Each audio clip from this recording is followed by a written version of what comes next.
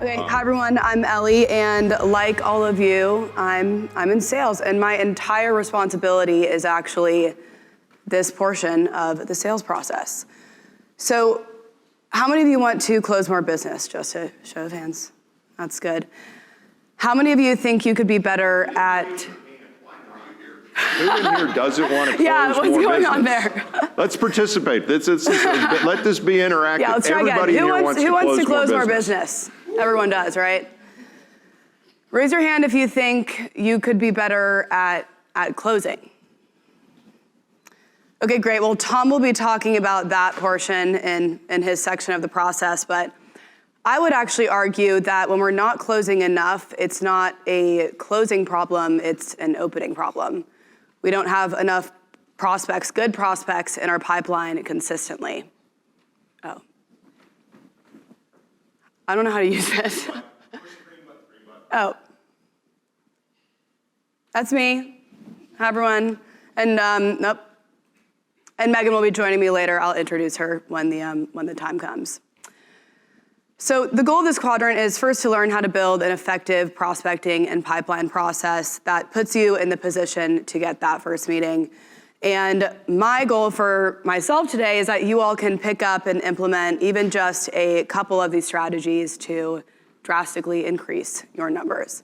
So that's the game plan. Learn how to build out a successful prospecting and pipeline process. Then we'll cover how to position content and why helpful content will create engaging and positive responses, which will help you get that first meeting, where you'll have an opportunity to sit down with your prospect, learn more about their situation, find the pain, and provide specific solutions to their specific problems. So the first step in building a strong process is, of course, filling your pipeline, and filling your pipeline with the right kinds of prospects. In my process, that involves using a variety of tools, starting with Larkspur. Larkspur is great for finding plans in your area and is great for building customized prospect lists based on specific plan-related and company-related criteria. If you aren't familiar with Larkspur, it's essentially a database of every single retirement plan that files a 5500. And I found that the best and most efficient way to use this tool is their advanced search function. This will allow you to select from a variety of data points to find those ideal prospects and, importantly, weed out those prospects that maybe just don't make sense for your practice. So the advanced search function will give you plenty of options to choose from. However, I found that location, plan size, and participant size tend to be the pieces of information that most advisors are looking for. My recommendation would be selective enough that you're removing plans that just don't make sense for your practice, but not too selective that you're removing too many potential prospects and narrowing down that list too much. One key piece of advice that I always recommend selecting is key executives with email available. And I probably should have put it as that picture here, but on the second screen, you can find that selection under sponsor. That'll save you a lot of time, so just something to keep in mind. You can keep track of just how selective you're being by taking a look at the top right-hand corner of the web page, and this will show you the number of plans available based on all of your selections. Once you feel satisfied with those selections, you're going to want to export that list into Excel. And also, when you go to export that, there's going to be different templates that they'll offer you, and it might seem really obvious, but there's one called the prospecting template, and I really like this one. It just gives you the right amount of information and doesn't overwhelm your list with too much information that you just don't need right now, because we're going to be spending a lot of time on this Excel sheet, and we don't want any information that's not necessary. So now we're in Excel, and this part can be very time-consuming, and I'd be lying if I said it wasn't a little bit tedious, but it's really important for building a strong and usable prospecting list. So we're in Excel, we have all of our plans. I go through each one by one, and I go straight to Google. I look up their website, and I navigate to their leadership page. This is where I'm able to identify the decision makers, people I want to reach out to. From there, I go ahead and fill those names into my Excel sheet. And just a quick tip, LinkedIn Sales Navigator is a great tool for finding those key executives if you can't find them from a quick Google search, or maybe their company's website doesn't have a leadership page. It can be harder than you would think to find the CFO of a company. I don't know why, but that's just a quick tip there. So go ahead and add those in, and then we're gonna turn to a database like ZoomInfo for contact information. And you all might be thinking, didn't we just click key executives with email available?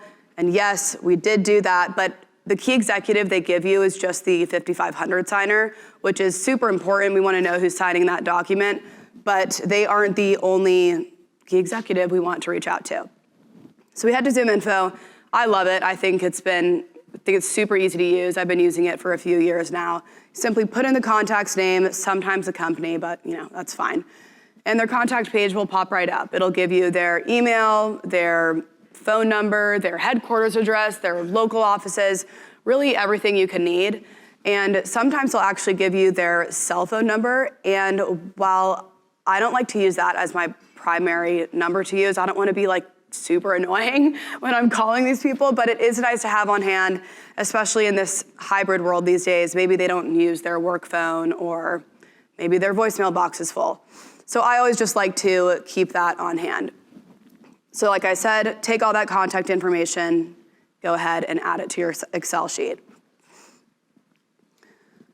So now that we've finished this and we've spent hours, like so much time filling out this sheet, we're finally ready to market to these plans. I think Larkspur is super easy for sending emails, and even their standard platform has this feature. However, we all get discounted rates through RPAG for Larkspur Pro, which has a very effective, fully integrated email cadence feature.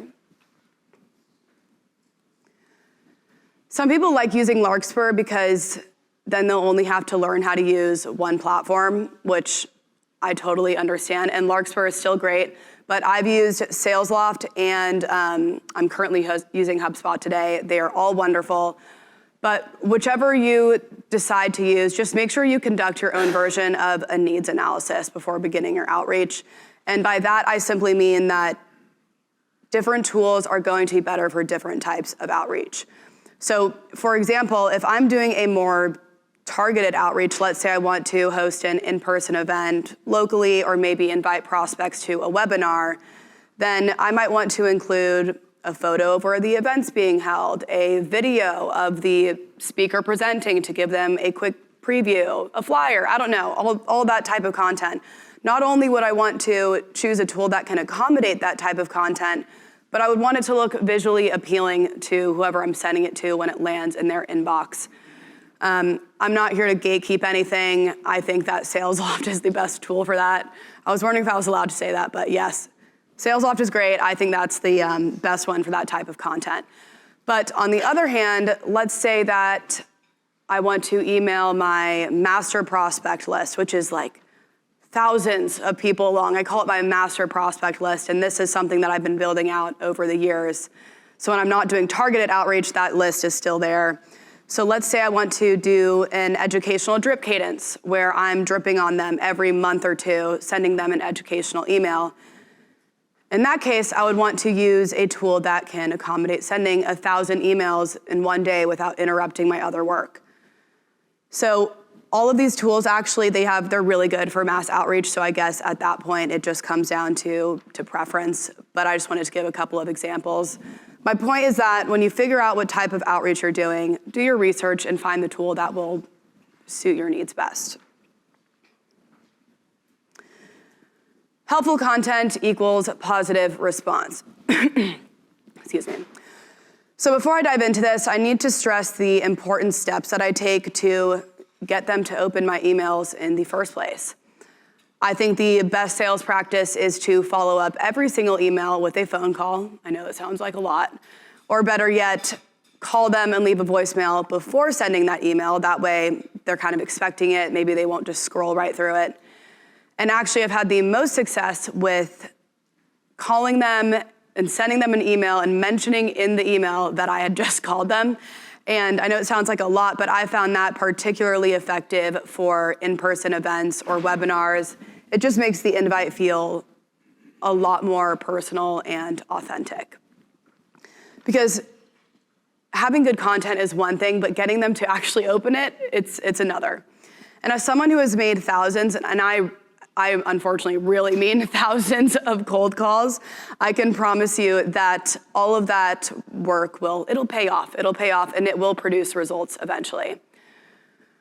But let's talk about pipeline and using your time efficiently for a second. I bet when I just said right now that all that time and effort will produce results eventually, you're all thinking I meant that first meeting, which is definitely true. Actually, I think it was on Tuesday, some woman that I've been reaching out to for 2 years, she never responded to anything I ever sent her. God knows how many voicemails I left her.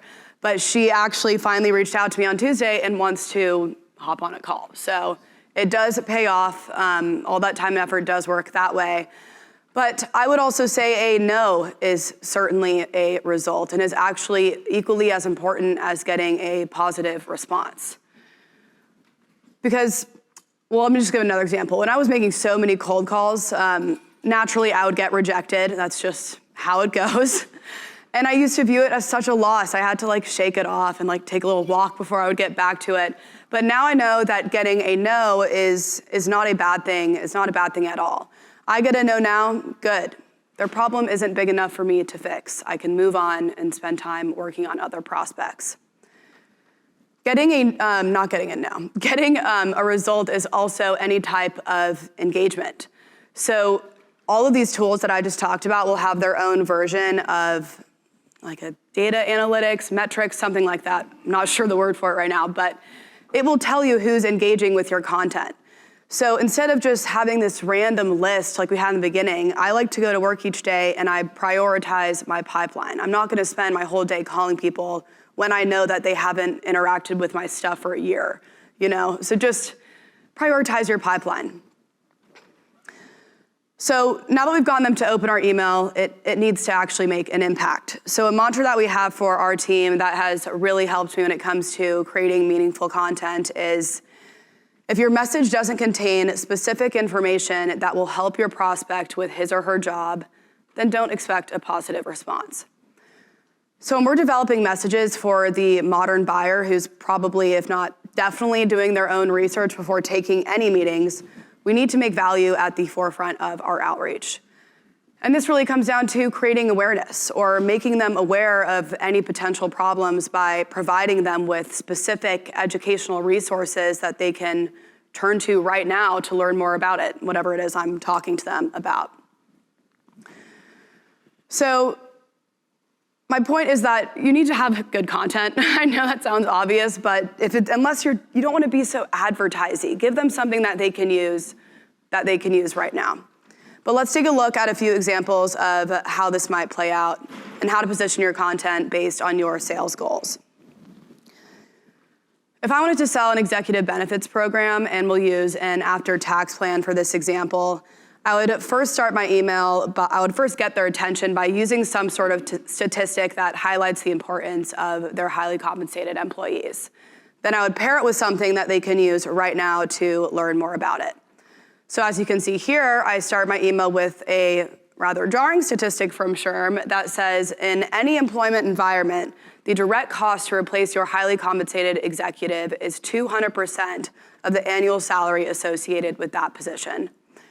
And actually, if you take indirect expenses into consideration, the total cost can increase to up to 400%. So this statistic alone creates awareness and importance in the executive benefits space, but it should definitely get them thinking about how this applies to their situation. But we don't stop there.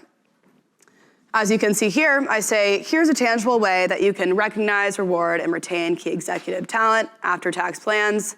Senior Vice President Tony Green, shout out Tony, you're getting called out a lot, I feel like, in this summit. Senior Vice President Tony Green explains in this soundbite, ... Here they would just click a link and it takes them to a quick video where Tony explains how after-tax plans take advantage of the fact that premiums paid into whole permanent life insurance policies grow tax-free and can be accessed tax-free forever. Because fundamentally, for our highly compensated folks who want to build a tax-deferred asset for retirement, since typically the day they retire is their highest marginal tax rate from a W-2 perspective, having an asset that they can access tax-free for a few years while their marginal tax rate drops is not such a bad thing, and so on. So this email has done a couple of things. First, it created awareness around the importance of executive benefits, making them think about how this might apply to their situation. But we also gave them something to turn to right now should they want to learn more about it and think about how this might apply to their plan. And also, they got all of this from a quick-hitting email that probably took 30 seconds or less to read. We'll give it a minute and a half if we're going to include Tony's little video. So creating awareness can unlock potential pain points. Or maybe I want to sell my company's financial wellness program. In this case, I would grab my prospects' attention by highlighting the importance of financial wellness or how lack of financial wellness could be impacting their employees. So in this case, I start my email with, in general, employees spend more than 3 hours per week dealing with their personal finances while at work, which actually translates to lost productivity, costing American businesses an estimated $500 billion. Does everybody hear what she's doing? She's creating a problem. Just by asking a question, and she's creating a problem that many of these plan sponsors may not have thought about, and she's now their source of information on how to solve it. And it's, yeah, it's good stuff. Took the words right out of my mouth, Tony. Anyways, ... our financial wellness program might make a big difference for you and your employees. So like Tony just said, maybe your prospect has never thought about how financial wellness is impacting their employees or their bottom line, but now they are, and further, you've given them something to learn more about it, and I guess in this case, actually a potential solution. So once again, creating awareness can help us identify a pain point. You don't even have to be selling something or some program to grab your prospect's attention or win them over. The reason that the strategy works is because we're already helping them before we've been hired. Not only is this appreciated, how can it not be, but it can also make them reevaluate their current advisor or what their current advisor might not already be doing for them. So in this fees and fee benchmarking example, all I did was provide an educational one-pager that talks about how best practices from a fiduciary standpoint dictate the use of live bid fee benchmarking as the exclusively valid method for determining fee reasonableness. So maybe your plan provider is meeting service expectations and plan needs, but an analysis that demonstrates that their fees are outside of range or significantly higher than other bidding providers should cause concern. Further, this one-pager lays out steps to take in the case that an analysis comes back and it's not very good. So this one-pager has done 4 things. First, it educated them on the importance of negotiating plan fees, helping them stay in compliance with their fiduciary responsibilities. 2, it may have actually motivated them to take their plan to market and get their fees benchmarked. 3, it gave them guidance on what to do in the case that their analysis indicates their fees aren't fair. And 4, it gave them a sneak peek of what it would be like to have you as their advisor and might make them reevaluate their current advisor. I know that if I was a plan sponsor and this girl had been emailing me over and over again, and it was this one-pager that motivated me to take my plan to market, and let's say it resulted in unexpected results, I think I'd be questioning why this random girl is the one that motivated me to get there and not my current advisor. Finally, if I wanted to get my prospect to review their plan's target date funds, I would simply send them an email with the DOL's tip sheet from 2013. And below that, I would include the 6 indications it might be time to review your plan's target dates. I know it says 5 up there, but I thought of another one, so I wanted to include it. Those 6 indications being: 1, you haven't even read the DOL's tip sheet or heard of it until reading it here. 2, you can't accurately or easily explain the glide path in your plan's target date funds. 3, you don't know the equity exposure of the 2025 fund. 4, you don't know the risk level of your plan's target date fund, so aggressive, moderate, conservative. 5, You automatically enroll your participants, but don't have an objective, thorough process for aligning the target date fund's risk characteristics with the risk tolerances of your participants. And 6, you have no written documentation detailing how the plan committee chose your plan's target date funds. In my experience, most plan sponsors wouldn't be able to confidently check off all of those boxes. And while the goal would be for them to reach out to us and maybe take that next step, at the very least, we've successfully gotten them to recognize that there is much more to target date funds than they had previously thought. Oh, it's also important to mention that at the end of all of these emails, I always offer to talk with them more about it. I'm like, give me a call if you have any questions, all of that. And if they don't take me up on this, I'm going to call them again anyways. So I hope they take me up on it, but I'm gonna call them. I've called them so many times. So helpful content matters because we're helping them before we've even been hired, and this can really make them reevaluate what their current advisor either is or isn't doing for them. And at the end of the day, helpful content is what is going to get us that first meeting. So the first meeting is all about identifying their pain points. And before I actually sit down with them, I like to do my research once again. So I go to LinkedIn, I look them up, I see how long they've been with the company for, how long they've been in their role, and also fun things like where they went to school or any other interests. Find relative common ground. And then I turn straight to the company's 5500, and I do this because there is so much we can learn about their plan before actually sitting down with them. So we've had a lot of success locking in first meetings to talk about target date funds, but instead of me walking through this, I wanted to bring up Megan Garrity from BlackRock. I just couldn't think of anyone better to help us walk through what that first meeting might look like other than Megan. So come on up. Thanks, Ellie. Awesome. Let's see if I can work the clicker.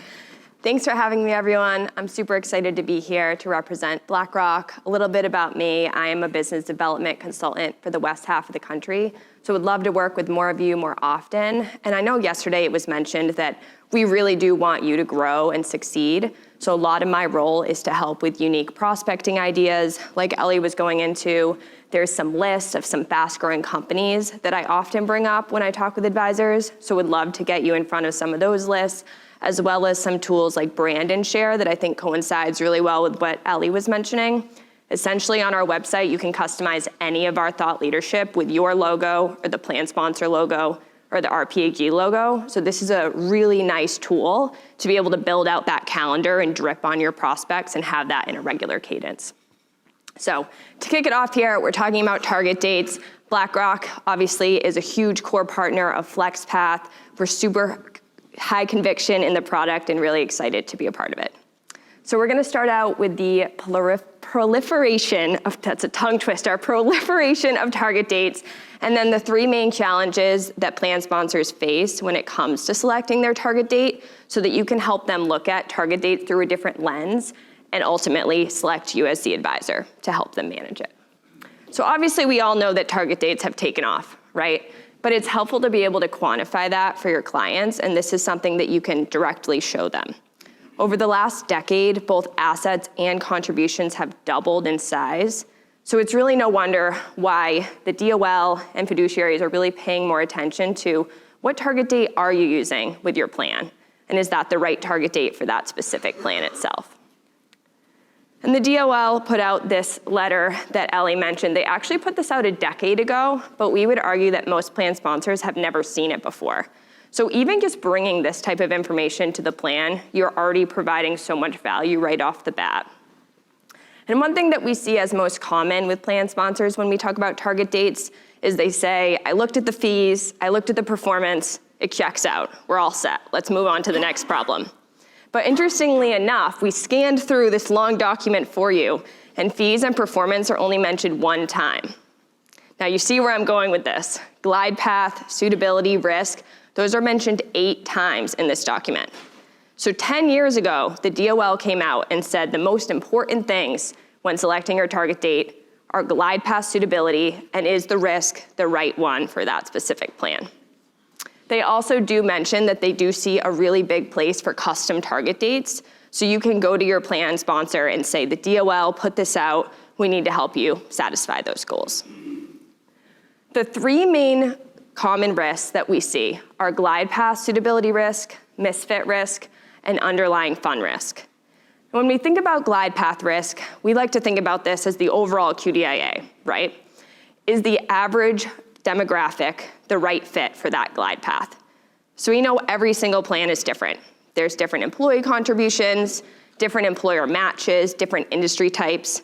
So let's see if everyone's paying attention here. Let's do a quick pop quiz. So I'm gonna give you an example. Say you have a retail plan. They have very young employees, they have high turnover, and very low balances. Do we think that they should have a conservative, moderate, or aggressive glide path for the average demographic? Aggressive, awesome. Glad we're on the same page. So that is one example that would use there. And then alternatively, you could use a doctor's office with high net worth employees, high balances, older employees. Might make sense for them to have more of a conservative or a moderate glide path. I always think the examples help with remembering it. For participant misfit risk, even if they don't have glide path risk and the glide path makes the most sense for that plan, they definitely have misfit risk. Every single plan that we've talked to that doesn't have a custom solution has this type of challenge that they face because a target date with one glide path just really isn't a one size fits all.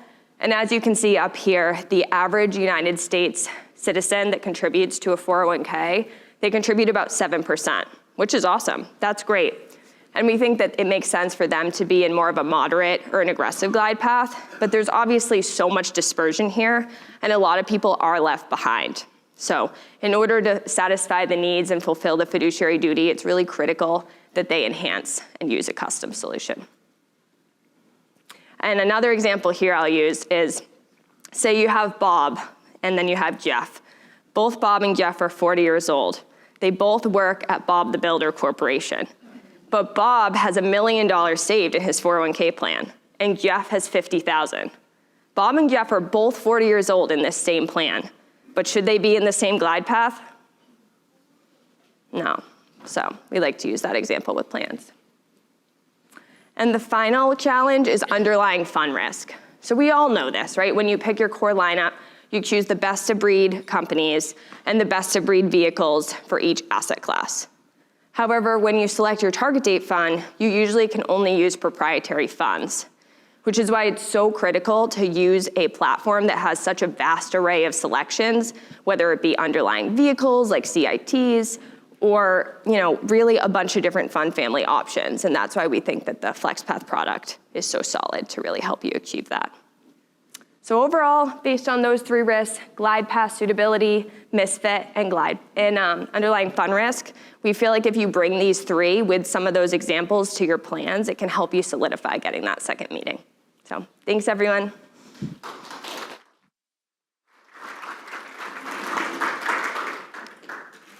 Thank you, Megan.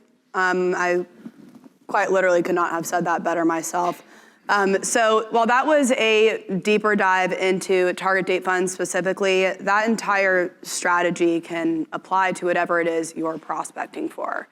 In order to get to that second meeting where you can quantify the problem that you identified in the first meeting, you can't get there without first building a strong pipeline and prospecting process and using really helpful content to get your prospects to engage with you and even take that first meeting in the first place. So key takeaways for today, I would hope there are more than just these up here on the screen. I saw some people taking notes, which makes me feel really good. But my challenge to you all would be, if you wrote down 20 things, then just pick 2 that you can take back to your office and implement them into your sales process and watch how your numbers can increase. With that being said, thank you so much for your time.